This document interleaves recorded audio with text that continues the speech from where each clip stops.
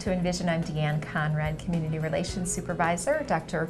Brian Maher is our superintendent, and a topic near and dear to many people's hearts is the school calendar. As you've pointed out a number of times, it is an issue that exudes some emotion. It brings out emotion in everyone. We're coming up on the end of a 3-year time frame, which is what we voted on in 2015.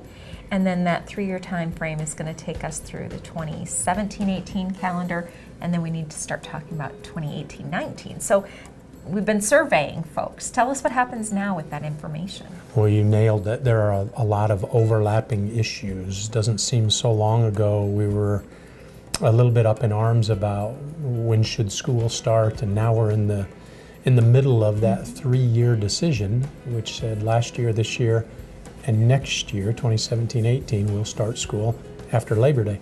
So as we begin to prepare for the 2018-19 calendar and subsequent calendars, what we thought we would do is get as much information as we can before we actually put the calendar together.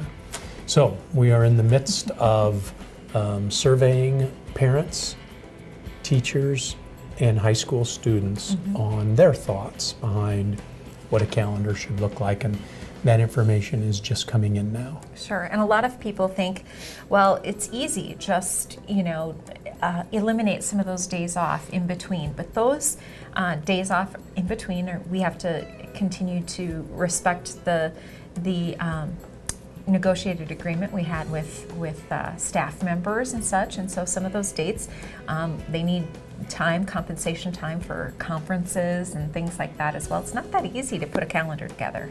It's a logistical exercise without a doubt, and really, so you begin with the constructs of what's a comfortable time for our community to begin that makes educational sense, and then what's a comfortable time for our community to end that makes educational sense. And then from there, there's a whole lot of detail in between.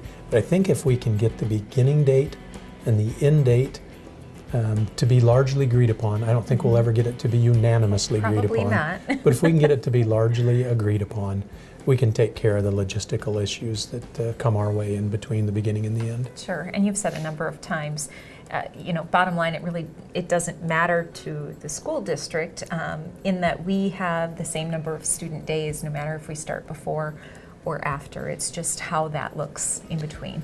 It matters to us greatly in terms of we're part of the ecosystem that makes up the city of Sioux Falls.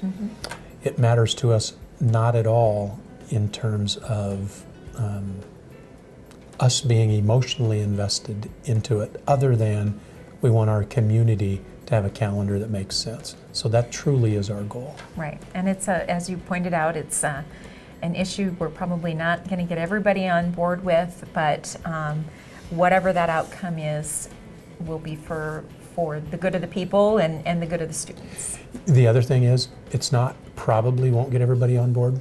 We will not get everybody on board, but we're going to do our best to get everybody on board.